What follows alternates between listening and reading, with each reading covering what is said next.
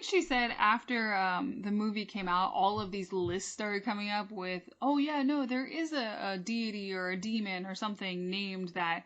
And she's like, that's the power of Hollywood to start bringing stuff out of the woodwork. But, you know, they assured us that a lot of women who are witches and members of covens researched it beforehand and felt good about this. Yeah, I think my favorite revealing thing about that was that Pat made a comment to the writer, one of the other writers, that it invokes this image of an angry French blonde girl, a la Manon of the Spring, a French film, and he said, no, that's why I chose the name. I liked it from that movie. Really? Yeah. Oh, that's great. I thought that was a funny little touch. So he just really liked the name, and that's what they went with. And then the Pat and the female actresses all wanted to go with she as the pronoun, even though it's a hermaphrodite, but the director went towards he. Oh, nice. And I gotta tell you, if I was making a movie about summoning this, and I love that they came up with the name, but I would come up with something like, Shamalama Bling Bong, hey there, what's going on? Hank. Like, that would be my demon name. Just Hank. I'm sure there is no demon named Hank out there. No, not at all. Hank Sriracha the Third. Hank Sriracha the Third. That was like, or just something so insane that there. Or just something so basic you just can't go wrong. Or my luck would be I wrote it so insane that somehow I broke a curse where they're like, no one will ever call this incantation. And somehow I nailed it almost beat for beat, syllable for syllable. And then I raised a 200-foot Colossus, like in the movie Colossal.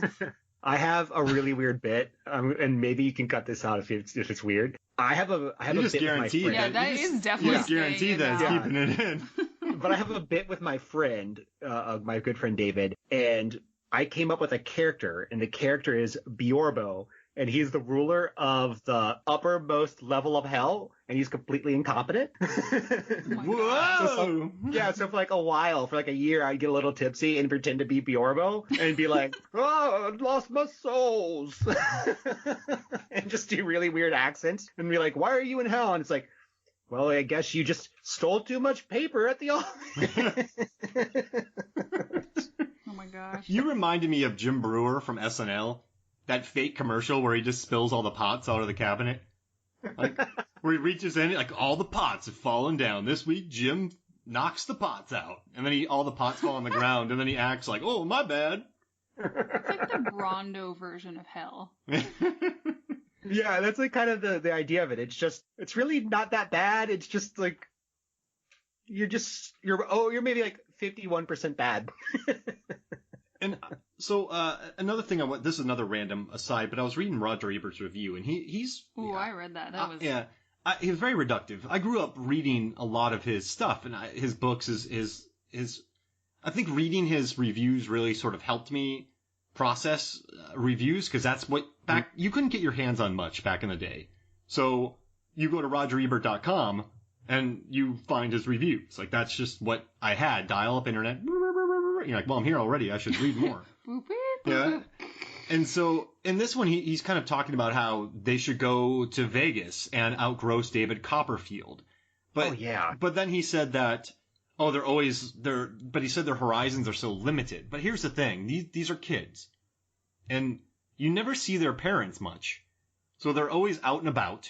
Like this, if you think about, Sarah, she's a kid who tried to commit suicide the right way. And you never see her parents around. Mm-hmm. So they're out and about. They're not thinking about David Copperfield in Vegas.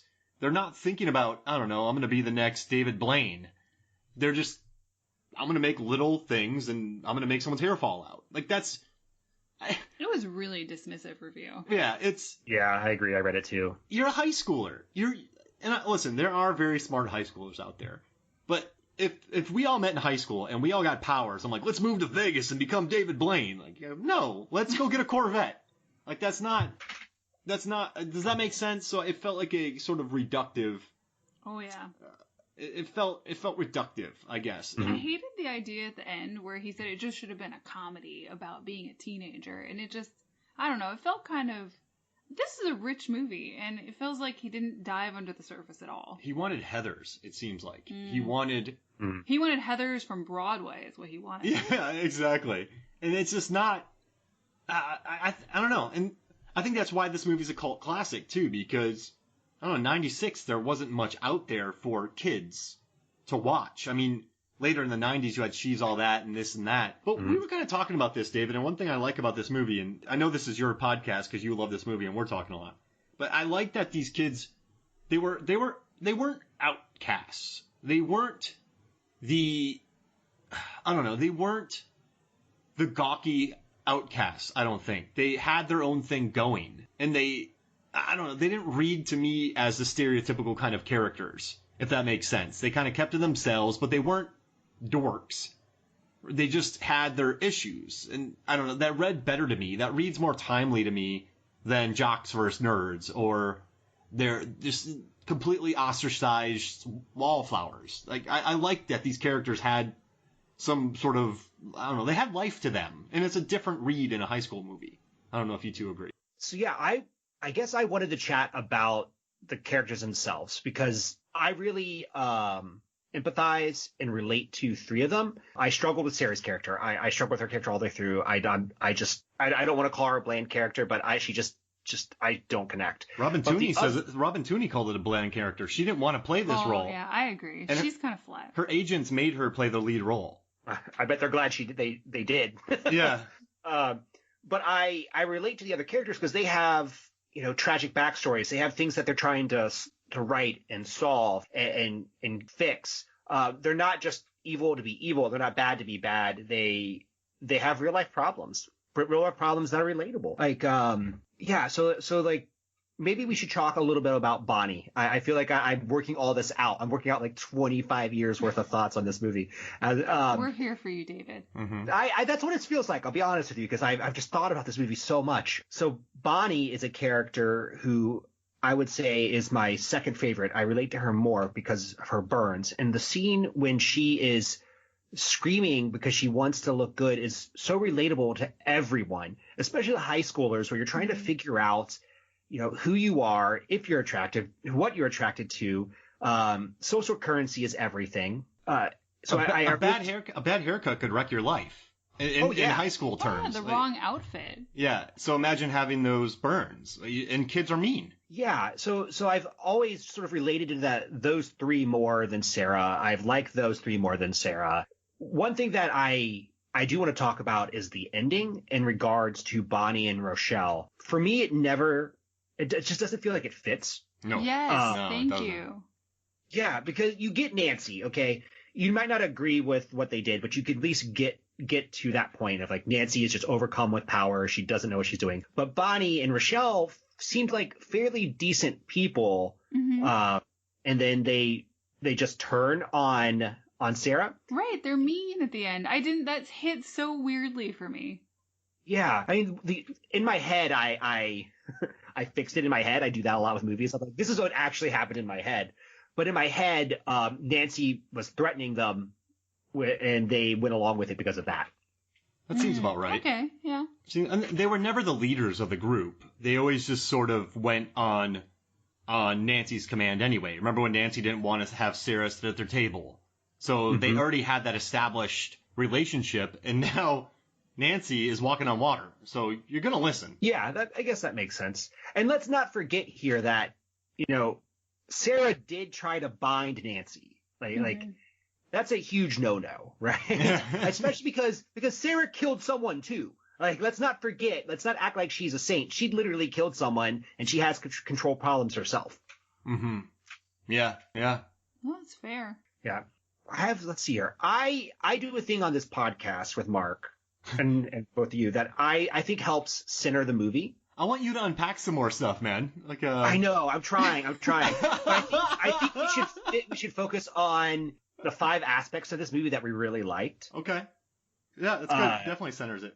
That you have to do that with me, don't you? Well, I have to do it with myself with this. Usually I come in like I know exactly what I'm talking about, but I have so many thoughts about this film. David, I'm totally going to do that with Mark from now on. No.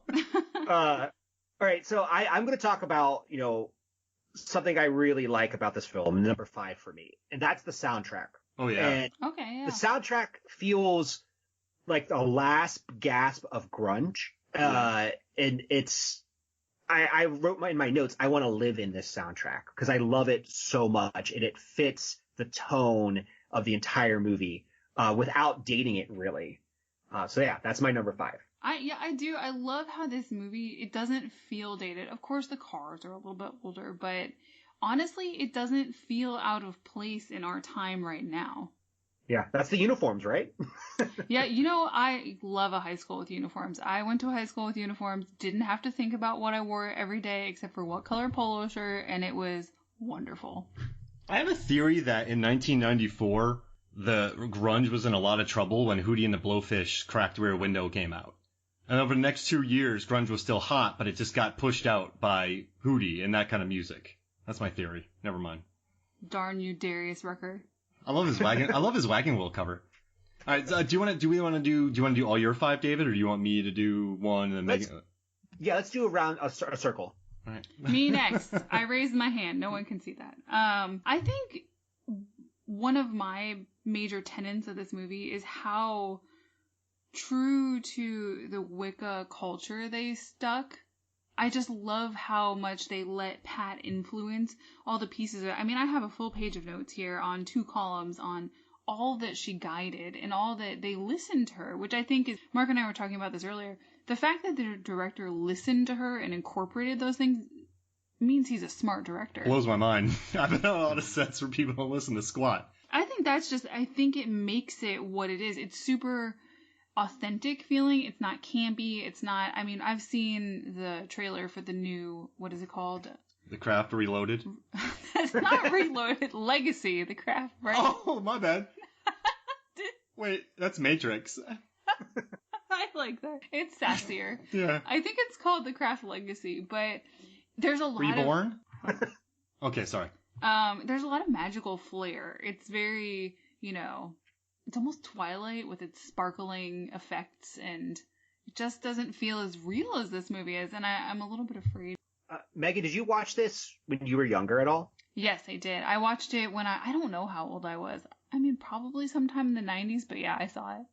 Did it make you want to get into witchcraft? I mean, I've always loved like magic and just fantasy. I read fantasy constantly. I think I'm on book 65 for this year. I keep track on Goodreads. Wow. I love it. It's just this whole other world. I've got my daily life and work that's just so noisy and fun, but it's still a lot every day. And fantasy is just a whole different place where you can go and meet characters and explore new worlds. And I've always loved that kind of thing. Yeah. I was drawn to this movie because I'm also drawn to the macabre. Particularly more ghosts than witchcraft. I have a thing for ghosts. I can't tell you why that is. Listen to our 13 Ghosts episode, everybody. Listen to it now. Go find it. Yeah. And I'm going to not talk about my experience with ghosts until we get to the question later in the episode. But when this came out, I can guarantee there are people I knew who were trying to summon Mana and trying to get into witchcraft and just experience it for themselves. This poor water sprite was getting called everywhere. I still think that's hilarious. Yeah, I love it. A great bit. What about you, Mark? What would you do to people if you were that water sprite? Be annoyed. You can't really do much. Blast them. Yeah, super soaker. Number 5. Power? Number 5 for me is Skeet Ulrich's gigantic shirt when we first meet him. Oh. Wow, I noticed that too. It is very large, and it's too early for it to be that large too. You know what I mean? Robin Tunney brought him in, and because she had liked him. But yeah, you're right. 96. Well, when did Kids come out? That was 95, correct? So big clothes. Yeah, Kids, they were wearing massive. And I think Jinko was around in 95, 96. But that shirt. It feels more 2000-ish though. Yeah, you're right. That's a map. But see, okay, there's big shirts, right? Mm-hmm. There's big shirts. But then this is a big shirt. It's like a tunic. It's a tunic. Mm-hmm. He's wearing a tunic. Skeet Ulrich wears a tunic in The Craft. And so that's mine. That's my number 5. Okay. My number 4 is the opening scene with the 3 main witches. And when they're chanting, "Now is the time, now is the hour, ours is the power." It's so simple, but it's very powerful and it rhymes. And I was thinking to myself today, and I was like, I'm going to say this when I need to do something. Instead of Serenity Now or any of those prayers I learned in high school, like, this is it. I'm doing this from now on. I love love it. Speak it into the universe, David. Yeah, chaos magic. That's it. Megan, what's your 4? Oh, this is